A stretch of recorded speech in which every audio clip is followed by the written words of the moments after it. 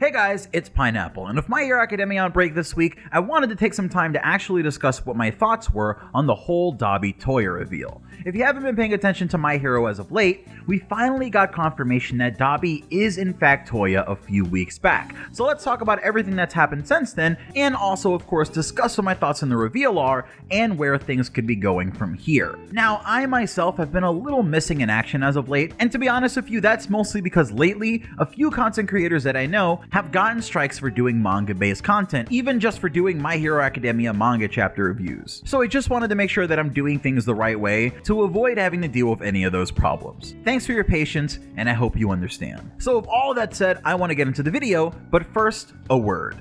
I grew up playing old school RPGs, but finding time to play through an entire campaign can be hard now that I'm a little bit older. Luckily for me, this video sponsor Raid Shadow Legends has the answer by giving me a game that I can play on my phone that captures the spirit of those classic games. Now, to play and download the game, you can click the link in my description, of course, but I want to tell you what to expect when you do.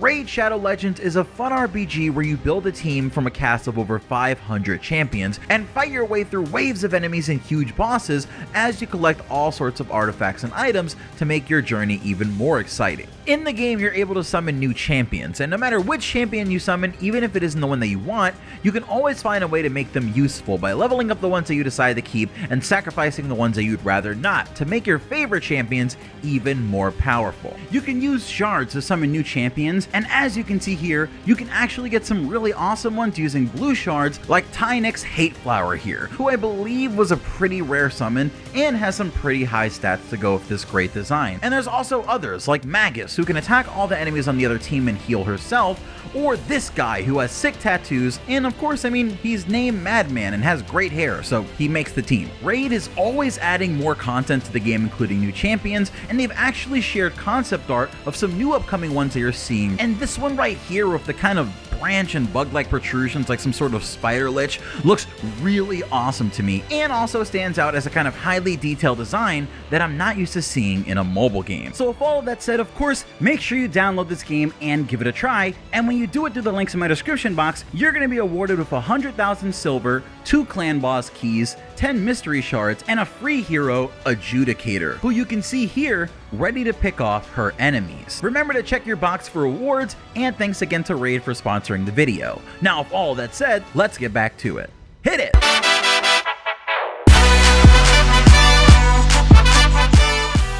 So My Hero Academia is on a great run right now, with week-to-week amazing chapters coming at us while Hori brings things to a climax as the War Arc reaches its end. So much has happened. I mean, we've watched what started as a covert operation descend into madness as heroes, villains, and Nomu do battle in the streets while all of Japan watches on. At some point, we need to talk about whether or not the other parts of the planet are watching what's going on, and whether or not there are any heroes capable of making their way to Japan to lend any sort of assistance, but let's focus on our actual topic here. So all over Japan, people are watching as Endeavor, their #1 hero, teams up with various heroes and students to try and take down Shigaraki. It has to be a roller coaster watching everything unfold, because one second you have Deku going absolutely feral and beating Shigaraki up pretty badly for a bit, and the next you have a giant raging monster cutting through entire cities to arrive on the battlefield. Now, I've realized lately that I definitely wouldn't want to live in the world of My Hero Academia, but these chapters make living in that world a bit more complicated, thanks to Dabi's plan going into play. Over the last 2 chapters, Dabi, who of course has arrived on the battlefield thanks to Makia, set his sights on Endeavor and Shoto, and finally, after 290 chapters, reveals to the audience and everyone that he is indeed Touya. To really help Endeavor and Shoto see the resemblance, he pours some dye remover on his head, and it changes his hair from black to white, which of course was Touya's hair color before he passed away. Endeavor is in disbelief and calls Dabi a liar, but slowly the truth starts to settle in. And not just for Endeavor, because of course our petty king Dabi wanted everyone to know Endeavor's dark past, so he prepared a presentation along with Skeptic to ruin the public's faith in the heroes for good. If Shigaraki and Makia's devastation were the coffin that Hero Society is supposed to be placed into, then Dabi's presentation here is like the nails used to seal it shut. It's a really effective performance and tactic, because as Hori shows us, us with the Can't You See It kid from the Endeavor vs. High End arc, who was Endeavor's biggest stan. In light of all of this chaos and madness, and now this darkness revolving around Endeavor, it's almost impossible for anyone, even Can't You See Kid, to not lose faith in Endeavor and the other heroes, to not feel like they were responsible for everything that's happened, all while trying to sweep it under the rug in secret. Since it's confirmed, I guess we can stop calling him Dabi now, right? So Touya leaps from Makia's back and readies a prominence burn for Endeavor, Shoto, Deku, and everyone below him. But as their lives hang by a thread, as society starts to tear apart, the one person who can possibly throw a wrench in all of Touya's schemes and even possibly restore the public's faith in heroes somewhat arrives on the scene. He leaves from his plane with large spindles of massive carbon fiber cables and uses his quirk to wrap up Touya, halting his attack, and also begins wrapping up Makia, all while keeping his hair in formation. Best Jeanist returns into the spotlight at a pivotal point at the climax of this arc. Him showing up here to ruin Touya's schemes is just amazing to me, because Touya was so sure that he had the upper hand on everyone, and so sure that he had enough control of Hawks, that I just love seeing that backfire on him in his most important moment. I know some people are definitely upset that we've waited so long for our Touya reveal, and of course a fight between Touya and Shoto, or Touya and Endeavor, and now Jeanist is interrupting it. But at the end of the day, this is Touya's fault. If he planned things better and operated without hubris, he might have found Jeanist on his own and killed him, or he could have called out Hawks for providing him with a fake body by having the League actually check if that body was Jeanist somehow. Instead, he just shrugs it off as not being important, but now he's likely to get captured by Jeanist unless Makia stops Jeanist, which, I mean, you know, that could happen. It is Makia. What's worse for Touya's plan, though, is that while yes, it's easy to think that the damage is done and there's no undoing it, the one chance the heroes have to win back some of that trust from society is Best Jeanist. Because if you recall, Best Jeanist had a really high popularity, and while he was taking his leave of absence to heal, he told Hawks that there are many waiting for him to come back. And now he's returned at what I think is the best possible time.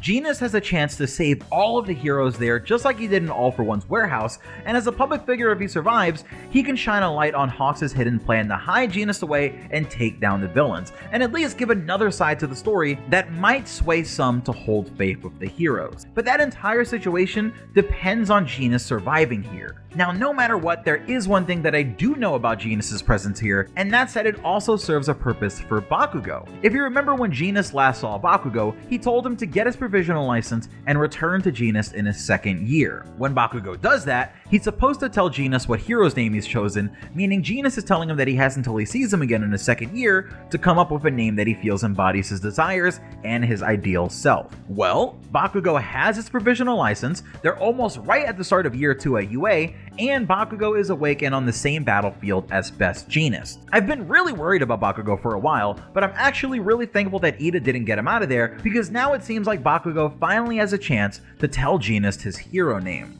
Dabi being Touya is definitely a long-running question in the series, but not quite as long as the mystery behind what Bakugo's hero name would be. What are you guys thinking it'll be? And also, how do you think he's going to approach Jeanist to tell him his hero name? Like, will Bakugo maybe save Jeanist by pushing him away from an attack, or will it be the other way around? Either way, I'm excited for Bakugo's mentor to be back in the picture, and I honestly hope he doesn't kick the bucket, because taking down Makia is a hard task. Only thing that gives me hope is the fact that, hilariously enough, Makia, who usually runs around naked, is actually wearing pants in this arc. You know, I bet that Paranormal Liberation Front mansion basement full of soldiers probably gets a little hot, and having Makia just sitting in the room naked, not moving for days, probably isn't too sanitary. So I'm sure Redestro or somebody made him pants out of the same material that Redestro's suit is made out of, but I wonder if like that material also comes in denim, because to me, these look like really big Wrangler jeans, like giant Makia jeans, and we do know from Jeanist himself that his quirk actually works really well on denim, so depending on how he uses it,